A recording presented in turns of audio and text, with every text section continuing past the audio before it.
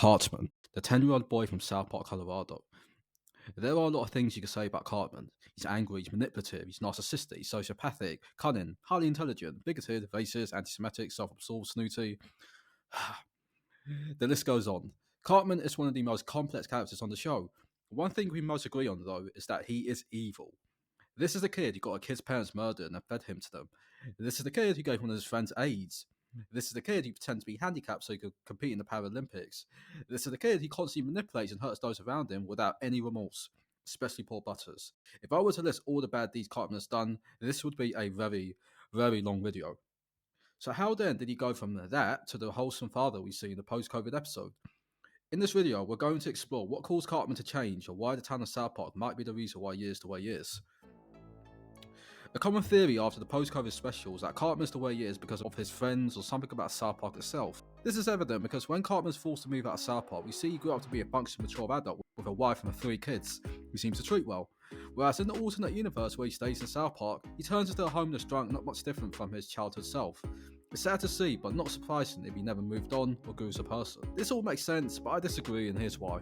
Let's talk about the episode My Future Self and Me. In that episode, Butters and Stan find out their parents have hired actors to pretend they are from the future. Enraged when they find out, they seek out the help of Cartman to enact revenge on their parents. Good idea, guys. Towards the end of the episode, a man claiming to be Cartman from the future comes up to him and tells Cartman he's on the right path, and if he continues, he will end up successful. All this talk about future selves has made me think maybe I should take better care of myself. I mean, maybe I should think about who I'm gonna become. Attaboy, Eric, you made the right choice. Who the hell are you?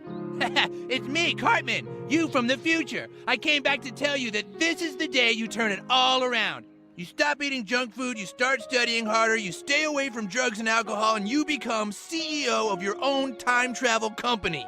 Oh, wow, really? That's so awesome. Now I'll really work to be successful. Right on. Go have sex with yourself, asshole. I'm not that stupid. Just for that, I'm gonna spend my whole childhood eating what I want and doing drugs when I want. Whatever, I do what I want. No, wait! Oh, God damn it! Cartman thinks he's just another actor, and is so enraged he decides to continue his poor lifestyle, in which we see the guy was actually telling the truth when we see him turn into an overweight mechanic. Sadly, Cartman has ruined his life. However, as we can see, there is a universe where Cartman became a successful adult, even though he stayed in South Park, presumably. We don't know if this is canon, but it does show that Cartman doesn't necessarily need to be away from South Park to succeed as an adult. Another episode is a Cesar Millan episode. In this episode, Cesar Millan is hired by Cartman's mum to help control Cartman's naughty and spoiled behaviour. It works, and he changes, but sadly his mum lets him revert to his old self when she realises that without Cartman, she's lonely. To me, this actually tells us something. Cartman is capable of growth. He just needs a moment to self-reflect. In the future Me and Cesar Millan episode, he has that briefly before his future self ruins it, and in the latter case, his mum. In the post-COVID special, he leaves South Park, and now he has to start completely from scratch as he no longer has any friends, which leads to my central point. No matter what Cartman does, he still has his friends. They never leave him or stop hanging out with him. This leaves Cartman little reason to change. Kyle and Stan insults or jabs do little, as Kyle himself once said. He thrives on that. When Cartman moves out of South Park, very few of the kids are going to go out their way to befriend him. Think about it. Would Kyle and Stan really befriend Cartman if they met him in the 4th grade instead of kindergarten? Kenny and Butters might occasionally talk to him as they're generally friendly people, but don't like to hang out with him or anything. Cartman in this new town would be utterly alone and be forced to either self-reflect and change as a person or remain friendless. This, more than anything, would push Cartman to change, and we know he can. Season actually was on the money when he said about Cartman. See, the child thinks your world revolves around him because it does. Because everything he does gets a response from you. This actually not only applies to his mum, but also his friends and those in the town. When he moves away from South Park, the illusion comes crashing down. Thus, there is nothing toxic about Kyle, Stan, or South Park.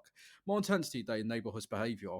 Cartman is capable of growth. He just needs something to push him to self-reflect. To summarise, Cartman has a lot of positive qualities and is capable of growth, as has been shown in many episodes. He simply just needs something to force him to look inward and change.